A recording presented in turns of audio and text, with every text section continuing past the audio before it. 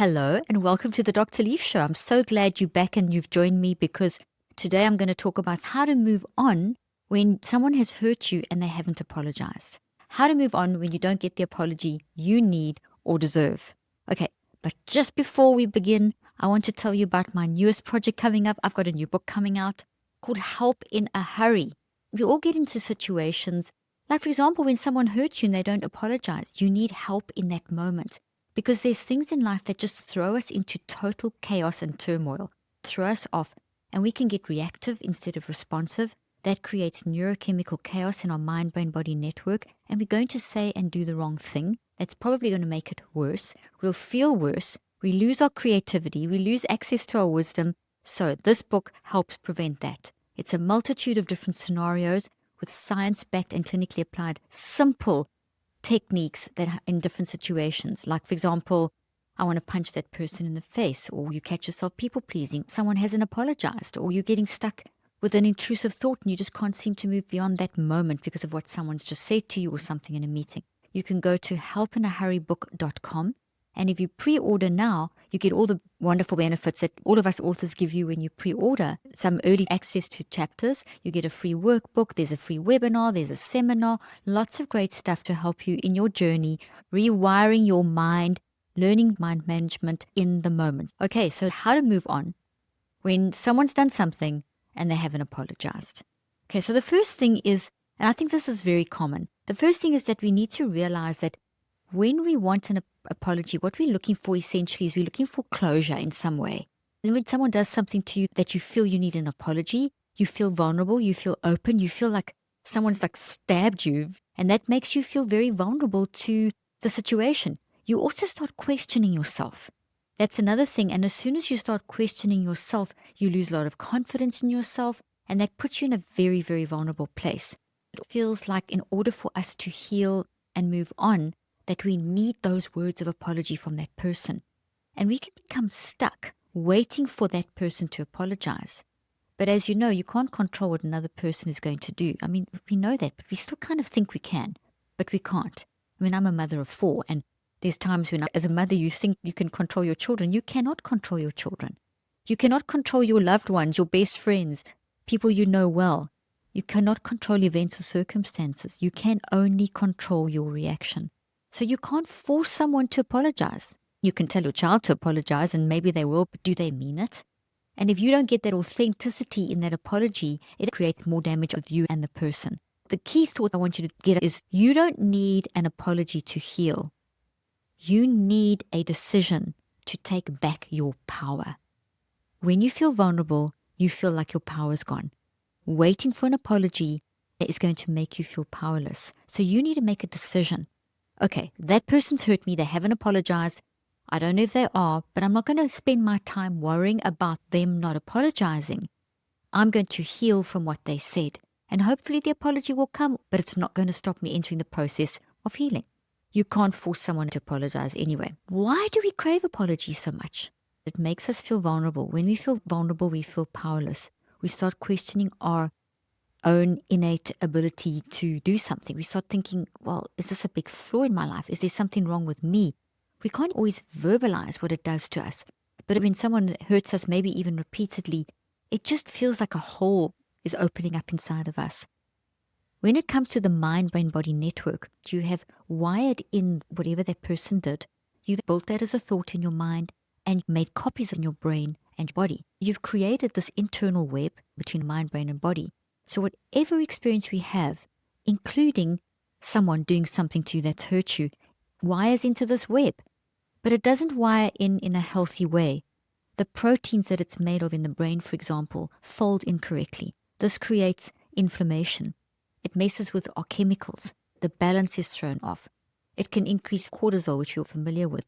Cortisol is a good chemical, but in the wrong quantities, it works against you. These things start happening. So there's a very real physical wiring in of that experience.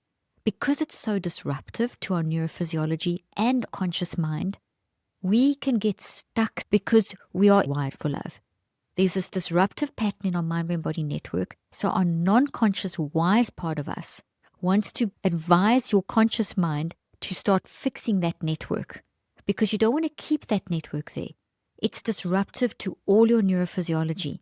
So you get prompted to deal with it. Now, in prompting to deal with it, we often think, I've got to deal with this. But the way our mind goes is because we're so hurt, we feel, I need an apology to move on. I need to fix this. They need to fix it. It's them we externalize onto the other person to restore the balance created from this disruptive network. It's real and physical in your mind and body. It's not just something out there. It's in you. It's disruptive, and it's created this imbalance of homeostasis, and you're craving to restore the balance, and you think in that state of pain and vulnerability. The solution is they must apologize. And you get stuck there, and you go round and round between the conscious mind thought saying, I need an apology, and that just reinforces the disruptive network, and you feel worse. Okay, so that's not going to help you. So we crave it to restore balance, but it's a network that gets disrupted. We need to rewire the mind-brain-body network to get closure. An apology won't undo the past. It won't undo what's happened, because whatever's happened to you will always exist. Okay, this is not a negative statement. This is a big, powerful statement. Whatever's happened to you, whether it's that nasty statement or whatever, that will always exist. It'll be in your mind-brain-body network. But here is the hopeful news. It doesn't have to stay in that disruptive, chaotic state. You can rewire it. And there's ways of doing it. I'm going to tell you how. You don't need that apology to heal. An apology won't undo the past, but your choice to heal will shape your future. How you choose to respond to not getting an apology is going to influence how you fix up that network, and therefore how that plays out into your future. Instead of thinking, this person's done all this to me, it's so bad and it's so terrible, and you get stuck there in that disruptive network, just reinforcing whatever you think about the most is growing. Rather, you can say, okay, what has happened? I'm going to validate this. This is not nice what's happened. I don't like this. Describe it. Talk about it. The impact, maybe talk to someone else. They may think that's really not fair. They should apologize. But don't stay there. And that's where most people stay. Once you've acknowledged and validated, got it all out, you need to move to step 2. Move forward. Start reflecting and thinking, okay, maybe I'm overreacting. Or maybe I'm not overreacting. Maybe I need to look at this in context. It is hurtful, but where are they in their life? Can I step into their shoes? Start reflecting a little bit. As you do that, it will bring up other things that, maybe there's a shared experience that you've had that has created a situation where that person is now functioning in grief or something like that has distorted their whatever. You start getting more information.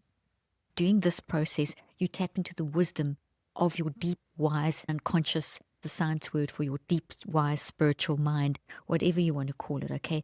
This innate knowing that's inside of all of us, that is around and through all of us.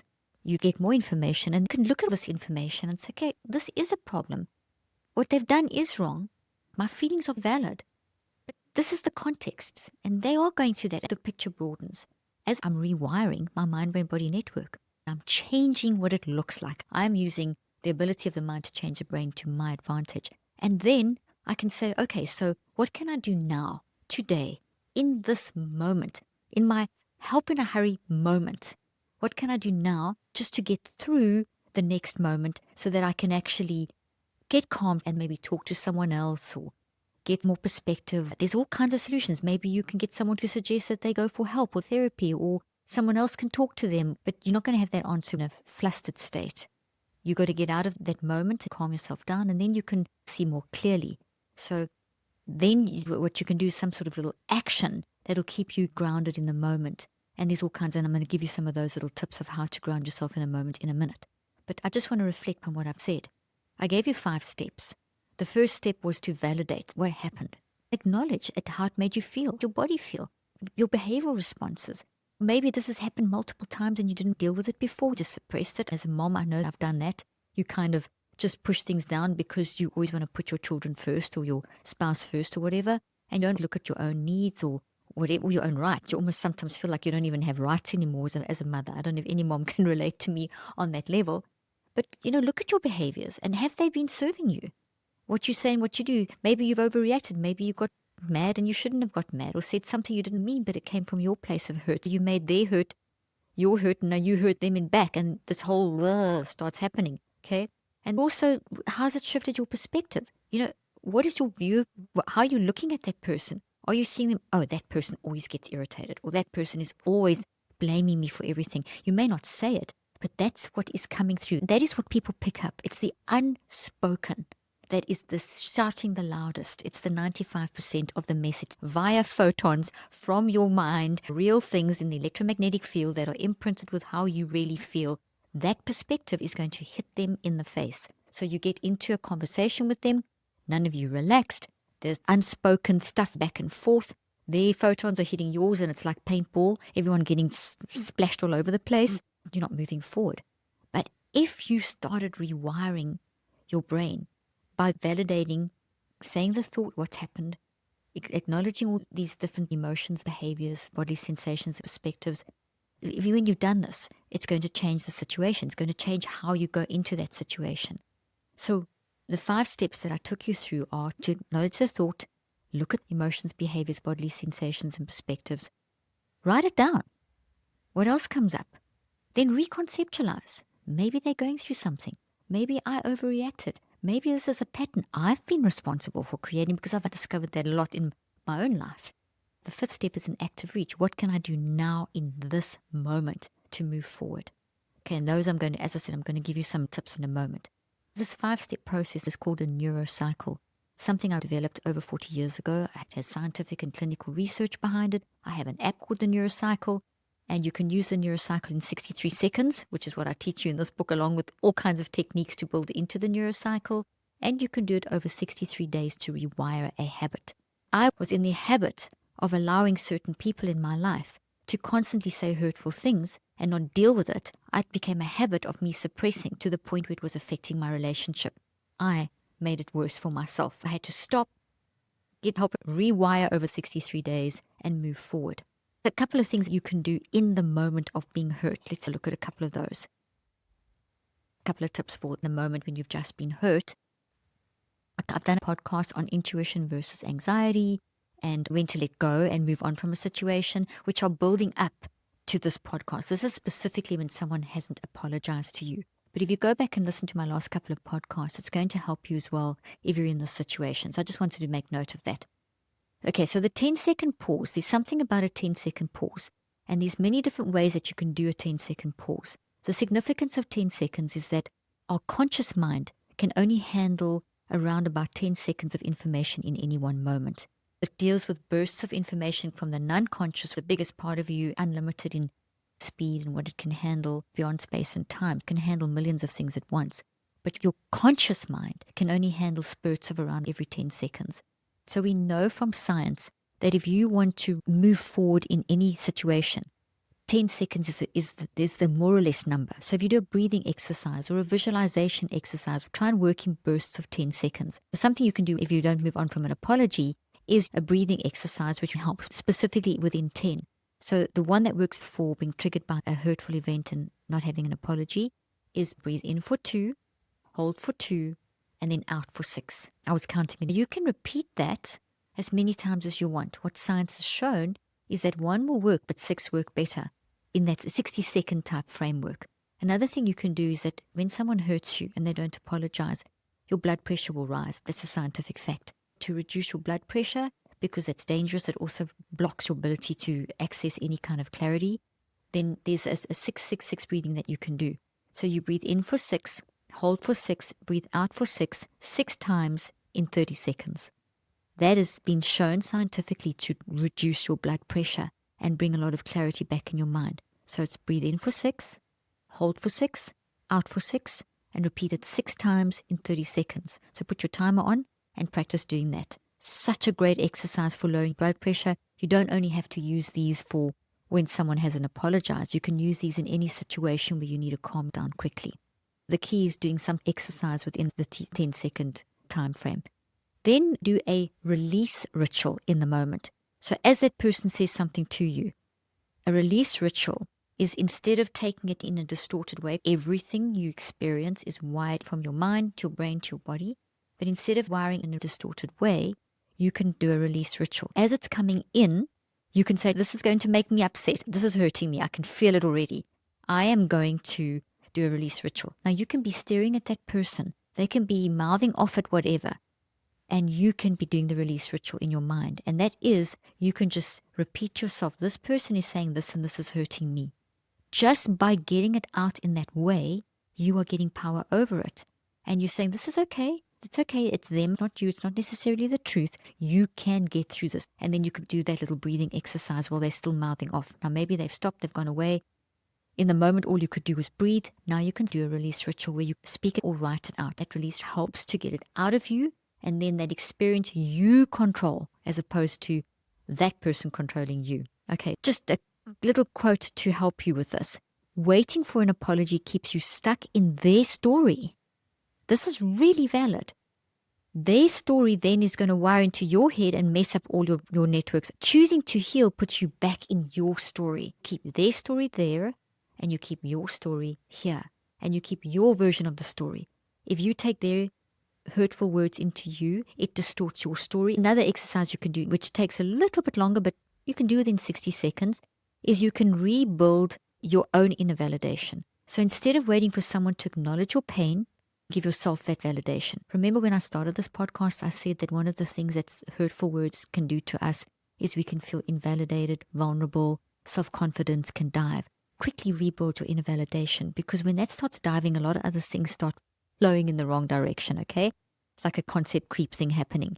So that's where you use a positive affirmation, like, I acknowledge my pain and I choose to heal, or I do not need their apology to move forward. Waiting for an apology keeps you stuck in their story. Choosing to heal puts you back in yours. Those are great affirmations that you could build in. But I want to stress, someone hurts you and all you do is take the affirmation without doing the whole neurocycle. You're not going to rewire your brain. It's a Band-Aid on a wound. You put your hand on a stove and it burns. If you take an opioid or something to take the pain away, maybe the pain goes for a bit. But if you haven't removed your hand from the stove, the burning is still happening. You can't just take an opioid to heal the pain. You have to remove your hand from the stove. Yes, there's a painful burn, and you may need an opioid in the meantime, but you need to work on the healing. The neurocycle formula is rewiring, taking control. So the affirmations are amazing, but they come at step 5 in the active reach. Proactivity helps you to get all these techniques and things together so that you've got all these things that you can practice in the good times before you get hurt, before you need the apology. So when you're in that state, you can remember, okay, I need to do this. So kind of learn and practice these things so it helps you. Just the last thing I want to talk about today is forgiveness, because the implication is someone hurt you. Maybe they do, maybe they don't apologize, or if they don't, you get through it in the ways I've been telling you. Do we need to forgive? What is forgiveness? Forgiveness is a release. You may have grown up in a rigid church environment where you were literally told that unforgiveness is a sin, and you've got the scary thing in your head about all kinds of terrible religious trauma stuff. Guys, you cannot force yourself to forgive someone in the moment. Sometimes you just need to go through. That's why there's the neurocycle. Go and get it out. Talk to someone else. The neurocycle. Get it out. Acknowledge your feelings. Get all those thoughts up. Reconceptualize. Talk to someone else. Get perspective. Then you can get active reach. Could be step 5. Could be, okay, I'm going to work out a way of getting to the point of forgiveness. Let me tell you about forgiveness. There's a principle in quantum physics called entanglement. You may or may not have heard of it. Entanglement is what it says it is. Basically, the science is that if one particle turns this way, another particle can be thousands of miles away. If it's entangled, it will also turn that way. What does that mean? When you've had some kind of connection with someone, like someone to hurt you in some way, you're in relationship. Your particles are in relationship. Underneath the physical are all these gabillions of particles. As soon as you've connected with someone, you've built a connection. Forgiveness does not excuse what they have done. This is so important to understand. But it disconnects, it breaks that connection so you're not still being impacted by that person's toxicity. And that's the key reason to forgive. I'm not telling you to rush into forgiveness. Go through the motion of the neurocycle and make forgiveness part of your active reach when you're ready. Understand that you are cutting ties. I went through an experience recently where one of my children was hurt very badly by someone to the point where I wanted to strangle them. I hated them. Because and the hate came from so much pain that it caused my child and caused my family. And it took me a long time to get to the point where I could do the forgiveness. What I did before I could say the words, I still battle with this, but I know the science and I didn't want to be connected.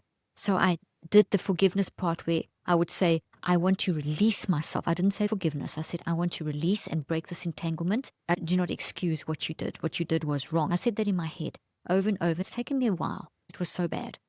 But I'm getting there. It's the release factor of forgiveness I want to emphasize. Forgiveness doesn't make them right. It makes you free. I knew the signs, but I was so hurt. My family was hurt. My child was hurt. I kind of chucked all the signs out the door, but then I realized I don't want to be caught up. The freedom that came after that, I could start the healing journey properly. I couldn't begin my healing journey until I released it. I'm going to read that again. Forgiveness doesn't make them right. It makes you free. Your past was not your responsibility. What that person did to my child and how it affected our family, that's not my responsibility. I can't do anything about what that person does. But my healing is my responsibility. If I don't heal, it's going to affect the way that I function as a mom, the work I do, etc., etc. This has helped you. Share this with someone who needs help with an apology. And I suggest also follow me on Instagram at Dr. Caroline Leaf. I give you so much good stuff that will help you in the moment. And everything I give you is science-backed ways of understanding how to manage your mind. Your mind is 99% of who you are. We need to manage our mind in all these different things. And I'm here to help you with that. Thanks for joining me today, and I look forward to seeing you next time.